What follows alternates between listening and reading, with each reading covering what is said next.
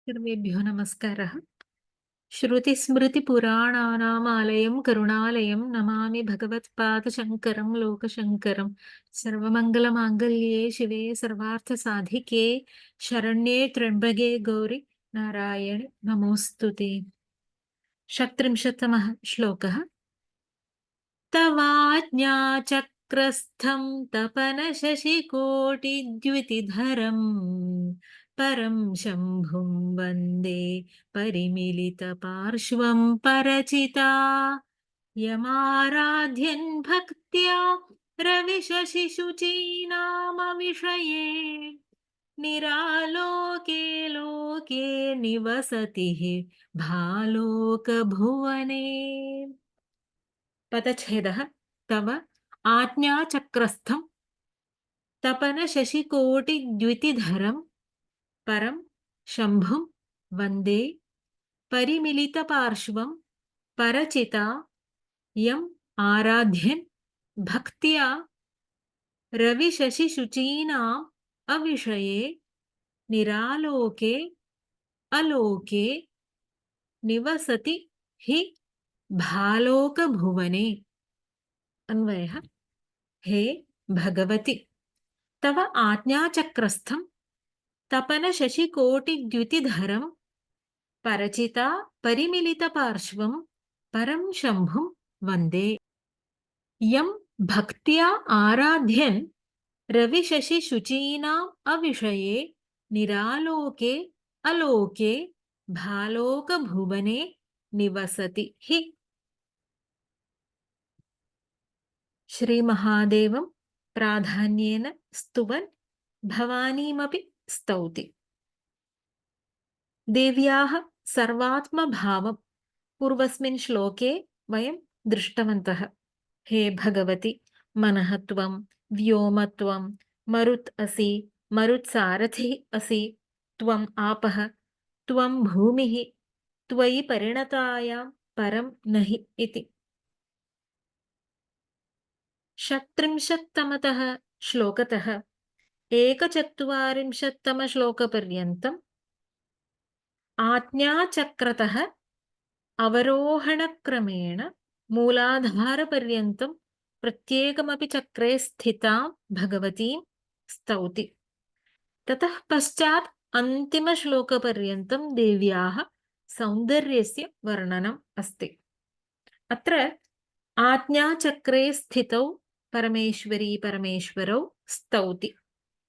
हे भगवति, तव आज्ञाचक्रस्थं तपनशशिकोटिद्युतिधरं परचिता परिमिलितपार्श्वं परं शम्भुं वन्दे।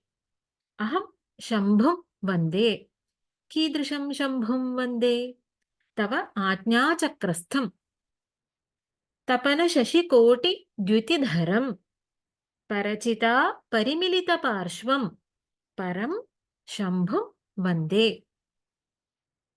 तव कुण्डलिनी स्वरूपिण्याः देव्याः त्वदीयम् आज्ञाचक्रस्थं शम्भुम् आज्ञाचक्रे स्थितं भ्रूमध्य द्विदल पद्मकर्णिकामध्यगतं भ्रूमध्यवर्तिनि चक्रे स्थितं मनस्तत्त्वस्थानमस्ति। मनोऽपि भ्रूमध्ये इति ज्ञातं खलु। आज्ञाचक्रस्थं शम्भुं वन्दे। तपनशशिकोटिद्युतिधरं तपनः सूर्यः, शशी चन्द्रः, तयोः कोटयः अगणितकोटिसङ्ख्याकाः इत्यर्थः। तासां द्युतिः कान्तिः तां धरतीति धरः तं शम्भुं वन्दे। कोटिसूर्यचन्द्रसमानकान्तिमन्तं शम्भुं वन्दे। तपनशशिनोः सूर्यचन्द्रमसोः प्रकृष्टद्युतेः धरं सूर्यचन्द्रकोटिसङ्काशद्युतिधरं शम्भुं वन्दे। पुनः परचिता परिमिलितपार्श्वं शम्भुं।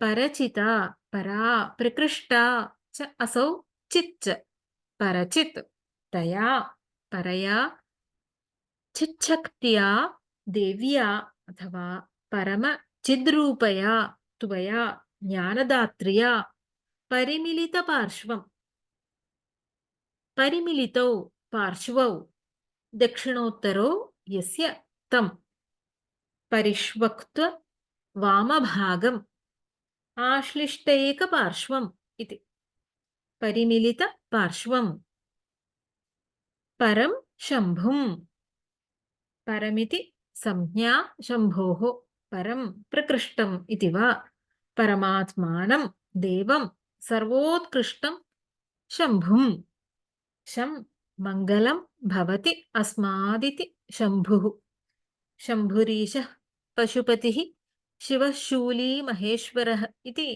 अमरकोशे नामानि सन्ति।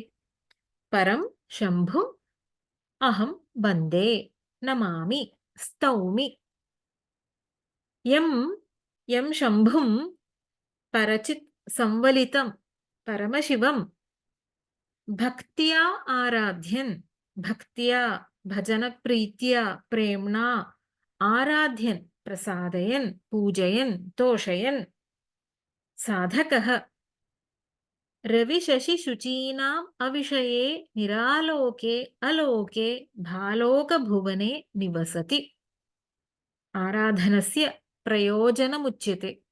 साधकः रविशशिशुचीनाम् अविषये रविश्च शशी च शुचिश्च तेषां रविः सूर्यः शशी चन्द्रः शुचिः अग्निः सूर्यचन्द्राग्नीनाम् अविषये अगोचरे अप्रकाश्ये परन्तु स्वप्रकाशे इत्यर्थः सूर्यचन्द्रो नास्ति तत्र तादृशे लोके तर्हि प्रकाशः कुतः स्वप्रकाशः अस्ति न तत्र सूर्यो भाति न चन्द्रतारकं नेमा विद्युतो भान्ति कुतोऽयमग्निः तमेव भान्तमनुभाति सर्वं तस्य भासा सर्वमिदं विभाति तद्वत् रविशशिशुचीनाम् अविषयः इत्यस्मात् निरालोकः निरालोके आलोकरहिते निर्गताः आलोकाः यस्मात् भौतिक आलोकशून्ये रविशशिशुचीनाम् अगोचरत्वात् निरालोके आलोकरहिते दर्शनरहिते अलोके विजने एकान्ते निर्जने